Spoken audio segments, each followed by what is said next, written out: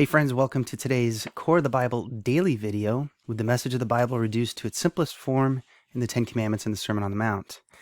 I'm calling this the daily video because I'd like to try and do one every day. We'll see how that goes. I'm going to try it for a while. We'll see if we can do one every day. I would love to be able to have you along and to go over information that is on our website. But these articles are buried in the archives and you may not have seen them. So I'm going to go back through them because most people will look at whatever's currently in their feed and they're going to go over different things. And these articles are a little deeper, but you can find them if you scroll through the different categories. You can search for articles by category, such as kingdom, integrity, vigilance, holiness, trust, compassion, forgiveness. This one happens to be on compassion. So if you were to look up compassion, you could scroll through and find this article. And this article is called The Honor of Difficult Giving. The Honor of Difficult Giving. And it's based on a passage in Luke 6 where Yeshua was explaining about what our principles should be when we're giving to others. So let's see what it has to say. In Luke 6, quoting Yeshua, he says, "Give to everyone who begs from you, and from one who takes away your goods, do not demand them back. And if you lend to those from whom you expect to receive, what credit is that to you? Even sinners lend to sinners to get back the same amount. But love your enemies, and do good, and lend, expecting nothing in return, and your reward will be great, and you will be sons of the Most High, for he is kind to the ungrateful and the evil." And that's Luke 6, beginning in verse 30. So the distinctive aspect of how believers are supposed to model giving is to go outside the normal boundaries of the culture, to willingly give to those who would be considered unlikely recipients, those who can't repay, even those who could be considered enemies. Well, that's definitely outside the normal bounds of culture. I mean, when we're giving, normally we give to charities and we're like, is this a reliable charity? We try and look up the background on it. We do a Google search on whoever might be knocking at our door and see if they're representing an organization that's trustworthy. Is that how we're supposed to give? According to this, of course, according to what Yeshua said, give to everyone who begs from you, and from one who takes away your goods, do not demand them back. That's even letting somebody who takes your stuff have it. That's totally foreign to our society today. I mean, seriously. So the article continues, "This is not a practice for the faint of heart." Really. Giving as God intends requires mettle and resolve. And it's not metal like, aluminum. It's like metal and resolve. This is not feel-good giving. In fact, this type of giving can hurt because it seems so contrary to common sense.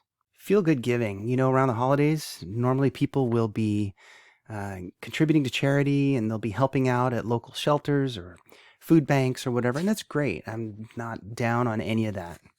But what happens after the season? Is that something that we continue to do? Is it something that we seek out on a regular basis? But this type of giving is different because it's giving that is contrary to our common sense. It's not feel-good giving. We don't always feel better after doing this. It might be like, was that the right thing to do? I guess I have to be obedient. And being obedient means that sometimes you have to do things that you don't normally want to do or that you wouldn't normally do. That's what being obedient is to God. So why should we give to those who are unable to repay us? Why should I give generously to those who could be considered even adversarial to me? Somebody who was aggressive towards me. Why would I give to them willingly? Well, if we're doing this type of intentional giving is what's expected of us by God. It's expected of us by God. How do we know that? Because Yeshua just told us what it was. He said, give to everyone who begs from you, and from one who takes away your goods, don't demand them back. So it's expected by God. Another reason, because everything we have is temporary at best. If you think about it, you're not going to be able to take it with you anyway. So why not use it for somebody who needs it? Another reason is because everything we have has been provided to us by God. So why should we hold back what's been freely given to us? And you might say, well, this wasn't freely given to me. Everything I have, I had to go buy. It was something that I had to go out and do. But if God didn't want you to have that, you wouldn't have it. So it was given to you. You were allowed to have that thing. And those are the things that we shouldn't hold that tightly to. Material things are just material things, and we have to remember that. Another reason is because believers are supposed to be distinctive in this world, not to follow the conventions of the existing culture. So if we're not following the conventions of the existing culture, that means we're doing something unusual. We're doing something different than everybody else does. And again, why? Because we're being obedient. And another good final reason is because, and there's many others, but these are just the ones that I listed, because God is kind to the ungrateful and evil. And our goal is to be like him and to exemplify his character of compassion in this world. That's so important. You know, we're supposed to be holy because he's holy. Yeshua says, be perfect, therefore, as your heavenly Father is perfect.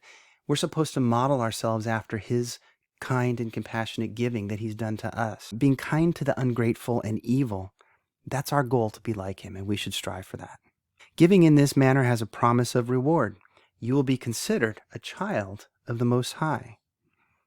And quite honestly, I can think of no higher honor or greater decoration to be bestowed upon us than to be a child of God. Well, those are my thoughts. This is what I thought about this whole passage that Yeshua said. But what do you think? These are my thoughts on the Bible. Maybe you could leave some comments below on some difficult situations where you've been confronted with somebody who was asking for something from you, whether it was money or some other material goods.